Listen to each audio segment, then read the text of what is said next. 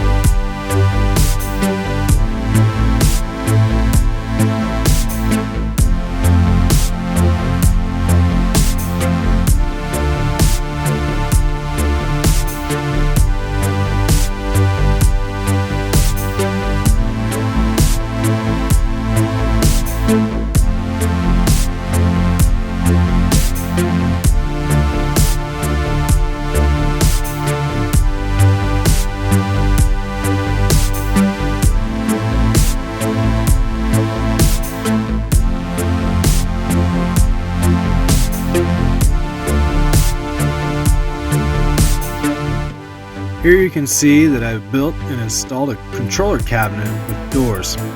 I'm super happy with how this is turning out. When you first open the stand's right door, all you see is the controllers. There's no cords. And when you do open the cabinet door, all the cords are nice and tidy. And the cabinet is illuminated. It's a little tight working in here, but it's not bad. Now we're going to look at my 4 controllers. Starting at the top left, we have an Auto Aqua Duetto. That's our auto top off.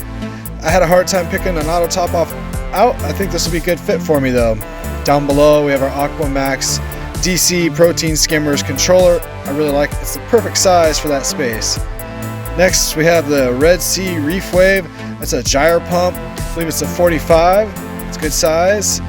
Then we have the Ecotech Vectra S2 for our return pump, and that's its controller. Down below we've got our Comore dosing pumps with the dosing container.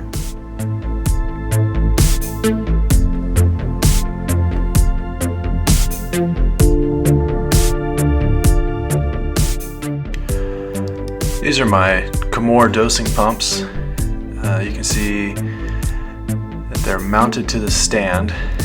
Here I'm taking the dosing heads off and putting them back on relatively easy. On the right side you can pop these off. There's screw mounts on the back. They just come off real easy and then they just go right back on. Not too much there. You'll notice that the reservoir itself slides out. Even with fluid in it, that'll be easy. You cut the cords just the right length to allow that to happen. So I'll be able to store other items in there and then easily add fluid back into them without having any problems with spillover or anything like that. Using color coded, one is clear, the other is orange, so one will be alkalinity and the other will be calcium. The third reservoir will probably at some point be magnesium, and I'll be purchasing another doser.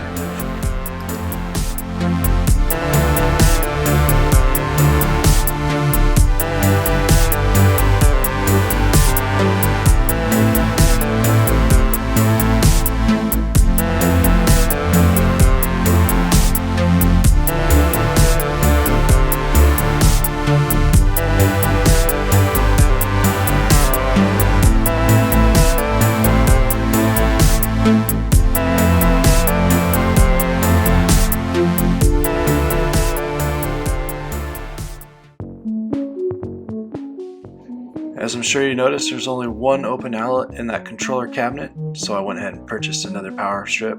This is a Wi-Fi power strip, so I'll have 12 total Wi-Fi enabled outlets. Be handy for the Radeon XR15 lights that I just ordered, so heads up, next video will be lights. Thanks for watching tonight. Have a good night.